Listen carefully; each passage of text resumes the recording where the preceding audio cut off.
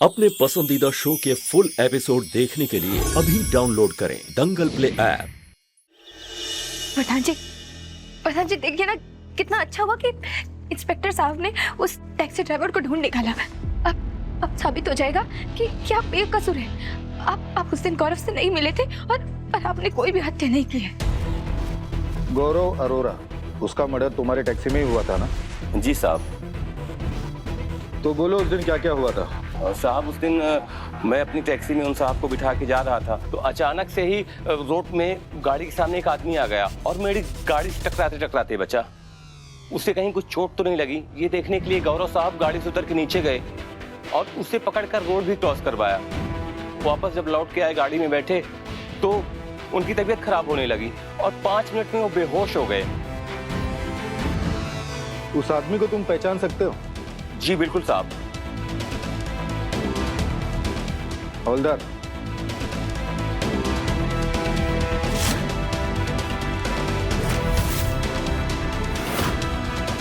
जी साहब, ये वही आदमी है।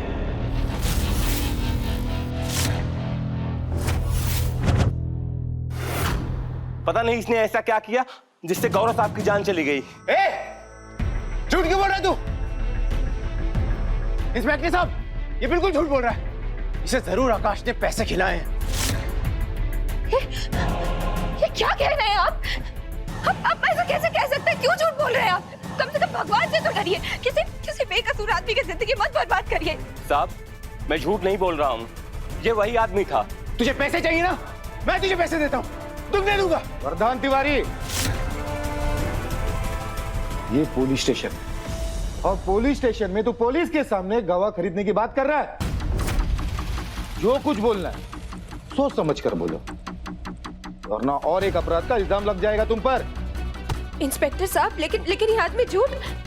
गवाही लिखो, जाओ।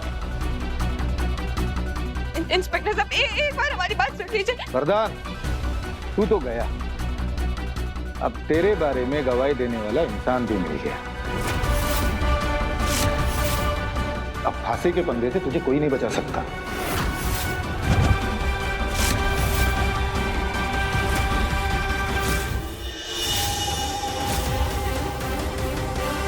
इतनी रकम तुम्हारा मुंह बंद रखने के लिए काफी है ना? ये तो बहुत है मैडम जी, आप चिंता मत कीजिए, ये बात किसी के सामने नहीं आएगी।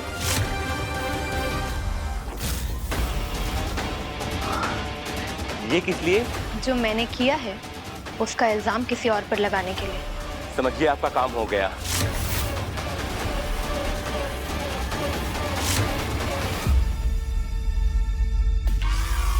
इस ड्राइवर को भी मैंने खरीद लिया केक की। अब तुम चाहे जितनी भी कोशिश करो, तुम्हारे हाथ कोई भी सबूत नहीं आने वाला है।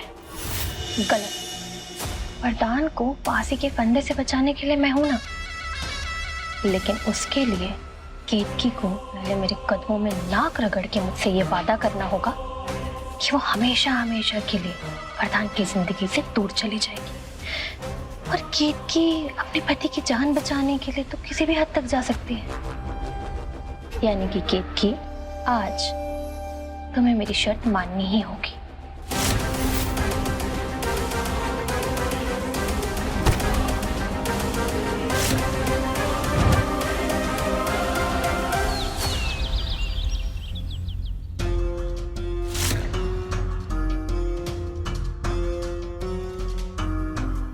अरे राधिका, तुम्हारा दामाद भी तो एक वकील है ना, और ये बात भूलना नहीं कि तुम्हारी बेटी को कॉलेज में दाखला देने के लिए हमने तुम्हारी कितनी मदद की है, याद है ना तुमको? हाँ, तो अपने दामाद से बोलो कि हमारे लल्ला के लिए वो केस लड़े।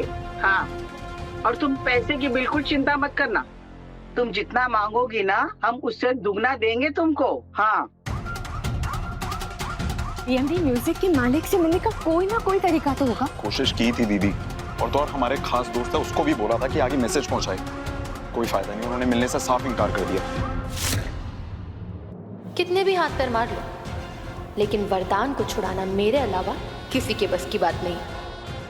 ड्राइवर की गवाही सुनकर केतकी समझ ही गई होगी कि वो भी मेरा किया धरा है। अब किसी भी समय बस वो घर पहुंचेगी और आते ही मेरे कदमों में गिर जाएगी। वरदान को बचाने के लिए मुझसे गिड़गिड़ाएगी और तब मैं वरदान की जान के बदले उससे उसके सुहाग का सौदा करूंगी।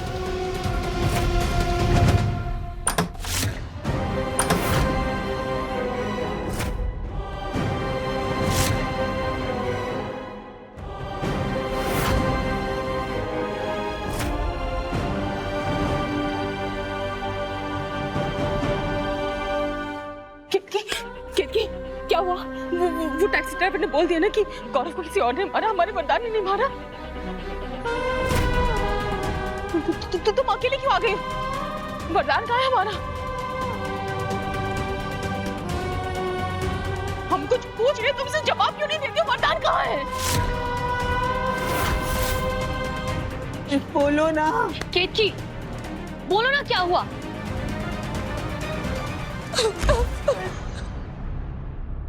सब खत्म हो गया माँ। उस टैक्सी ड्राइवर ने गवाही दे दी है कि वो कार में गौरव जी से वरदान से मिले थे और उसके बाद उसकी मौत हो गई।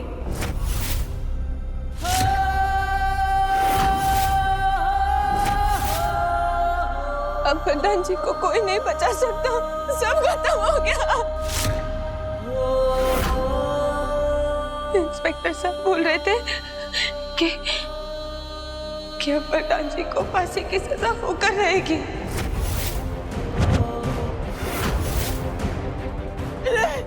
नहीं, हमारे लल्ला के साथ ऐसा कुछ नहीं हो सकता, इतना अन्याय नहीं हो सकता हमारे लल्ला के साथ।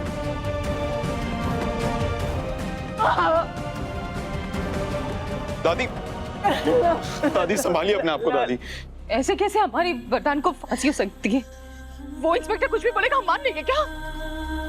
नहीं, ऐसा नहीं हो सकता। कोई ना कोई रास्ता जरूर होगा। हम किसी का भी दरवाजा खटखटाएंगे, अपना आंचल फैला के गिर गिराएंगे। बस अपने बच्चे की जान बचाने के लिए हम किसी के आगे भी भीख मांग सकते हैं। बस कोई एक बार हमें बता दो कि किसके आगे हाथ फैला रहा है। नहीं मां, नहीं। अब खटखटाने के लिए कोई दरवाजा नहीं बचा है। अब कुछ नहीं हो सकता, अब सब खत्म हो गया, सब खत्म हो गया।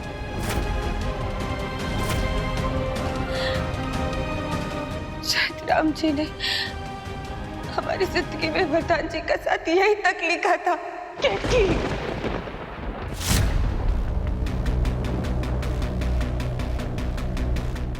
दंगल एक्सप्रेस चैनल को सब्सक्राइब करिए। अगर ये केतकी हार मान गई तो मैं उससे अपनी शर्त कैसे मनवाऊंगी? अरे क्या बोले जा रही है दीदी? आप देख रहे हैं आप अपनी चहेती केतकी को। अरे वहाँ हमारे वरदान की जान पर बनाइए दीदी, जान पर। और ये उसे वहाँ मरने छोड़ देने के लिए कह रही है दीदी। दीदी इतनी आसानी से और कैसे मान ली तुमने? आज तो तुमने ये साबित कर ही दिया कि तुम्हारे मन में हमारे भाई के लिए कितनी चिंता है। यानी कि अगर वरदान को फांसी हो जाती है तो तुम्हें कोई फर्क नहीं पड़ता। विधवा बनने के लिए बहुत उतावलापन हो रहा ना तुम्हें? दीदी सुषमा बस करो। अरे हमें क्यों चिल्ला रही है माँ? इसने इतनी आसानी से ये कह दिया है कि हमारे भाई को फांसी होने वाली है। अरे ये सुनकर आपका खून नहीं खौल रहा क्या?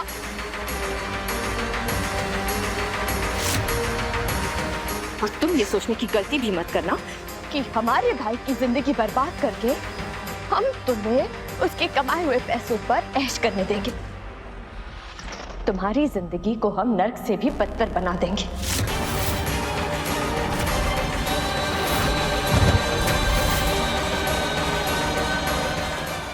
अब देखिए अनोखा बंधन दंगल प्ले पर टीवी से पहले।